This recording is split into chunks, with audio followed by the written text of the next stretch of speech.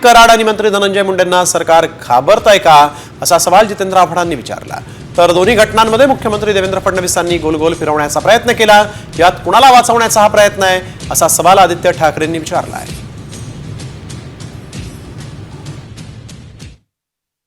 म्हणजे वाल्मिक कराड आणि धनंजय मुंडे यांना वाचवण्याचं काम हे सरकार करतंय का? धनंजय मुंडे सरकारमध्ये तुम्ही कसली वाल्मिक कराडची चौकशी करता? आम्ही कोणाबरोबर फोटो असले तरी त्यांना सोडणार नाही. तुमच्या बरोबर फोटो आहेत, पण आम्हाला असं माहिती आहे की तुमचा आणि त्याचा काही संबंध नाही. आम्हाला माहिती आहे अजून त्याचे कोणाकोणाबरोबर फोटो आहे, पण आम्हाला हेही माहिती आहे की त्यांचा आणि त्यांचा काही संबंध नाही. पण तुम्हाला असं म्हणायचं का धनंजय मुंडेंचा आणि त्याचा काही संबंध नाही? आता स्पष्टच बोलतो महाराष्ट्राच्या समोर.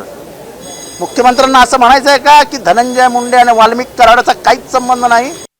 आत्मपरीक्षण करून भाजपाच्या देखील आमदारांनी पाहिलं पाहिजे की खरोखर योग्य जे आहे आणि सत्याच्या मार्गावर आपण चालत आहोत का. कोणाची पाठराखण करण्याचा हा प्रयत्न आहे का, कोणाला वाचवण्याचा हा प्रयत्न आहे का.